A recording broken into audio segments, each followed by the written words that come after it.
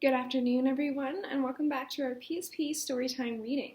Today we are going to be reading The Frog Prince. Kind of looks like a long one, so get snuggled in and ready to listen. Alright, Chapter 1, Princess in Trouble. Princess Poppy was furious. "I won't marry him, Daddy," she said. "He's smelly and smug and slimier than a frog." "You don't have to marry Prince Humperdinck now, darling," said her mother. "You can wait until you're grown up."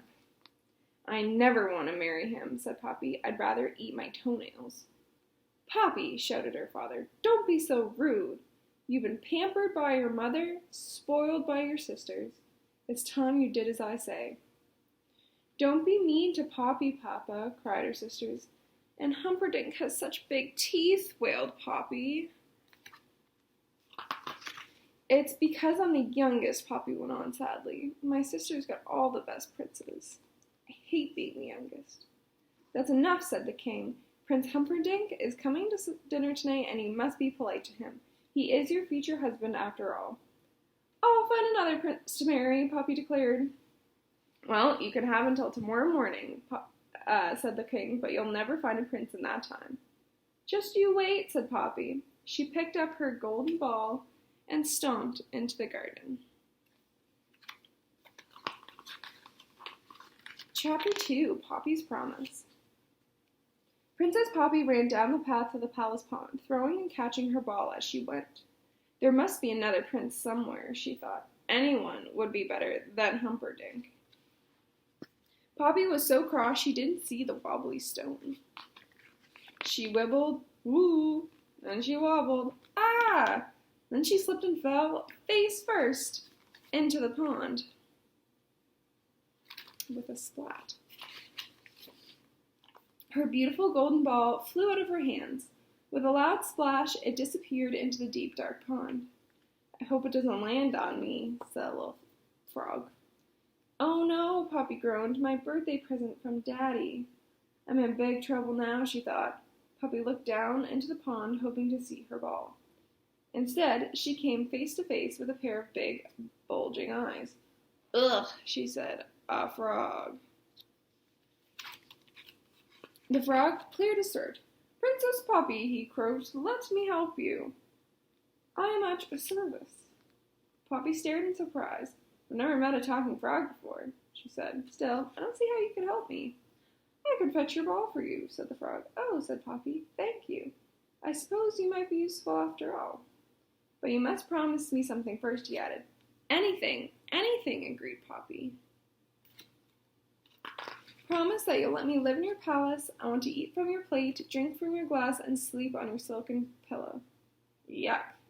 "In your dreams," thought Poppy, but out loud she said, "I promise." Chapter 3, Frog to the Rescue. The frog pushed down on his feet, leaping up with his legs, and plunged into the pond. Princess Poppy waited. Suddenly, in the deep blue water, she saw a glimmer of gold. Ta-da! The frog rose out of the pond. Above his head, he held the golden ball. "Hooray!" shouted Poppy. She snatched up the ball and raced back to the palace. "Hey!" the frog called after her. "What about your promise?" But Poppy was already too far away to hear. The frog hopped as fast as he could, but he couldn't catch up with Poppy. "Wait for me," he said. Into the Palace, Chapter 4. Poppy arrived back just in time for dinner. "Hurry up, Poppy! I'm coming." She had to sit next to Prince Humperdinck, who smelled of cabbage. "Greetings, Princess Poppy." Just then, there was a faint tapping sound. "Is someone at the door?" asked the Queen. Poppy had a sinking feeling. She rushed to the door, opened it, and peered outside. "Hello," said the frog. Poppy slammed the door in his face. "Who was that?" said the king. "No one," Poppy said quickly. "That's funny," said Prince Humperdinck. "I was pretty sure I heard someone." "Shh," Poppy said. The tapping noise came again. "Poppy, I really do think someone's there," said the Queen. "I'll ask the footman to look," said the king. "No, Daddy, don't," cried Poppy. "It's only a frog." "How horrible," said the prince. "He rescued my golden ball from the pond," Poppy added, "and I sort of said he could stay with me." Then you must keep your word, bellowed the king. Let the frog in. I'd really rather you didn't, said the prince. Oh, Daddy, I can't, said Poppy. He's so wet and warty. Poppy, said her father furiously, let that frog in right now. Poppy dragged her feet to the door, praying that the frog had gone. But as soon as she opened the door, the frog shot inside. He followed Poppy all the way back to her chair. She could hear his wet feet going splat, splat, splat on the floor behind her.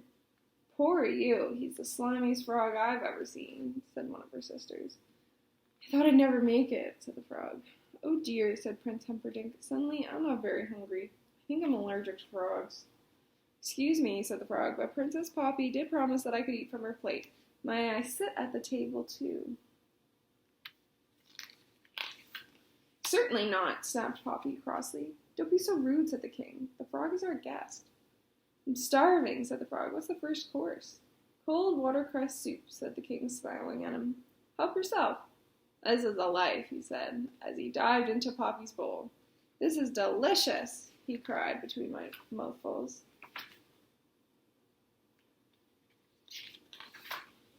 I don't think I'm hungry anymore, said Poppy as the frog slurped up the last of her soup.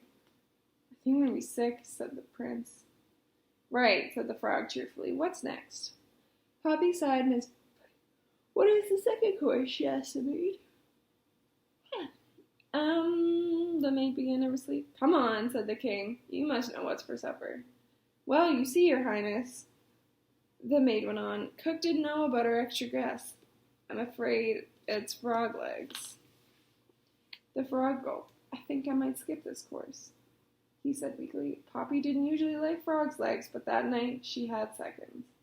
You must be full now, said the frog. Isn't it time for bed, princess? Oh no, cried Poppy, you're not coming anywhere near my bedroom. But you promised, said the frog. You can carry me on a cushion. Poppy looked at her father pleadingly. Come on, dear, said the queen. Don't make Poppy touch that green, slimy... Princesses don't break promises, interrupted the king sternly. Poppy took a deep breath, then stretching out her arm, she picked up the frog by the foot. Her sisters gasped. She touched him, moaned Prince Humperdinck, and fainted.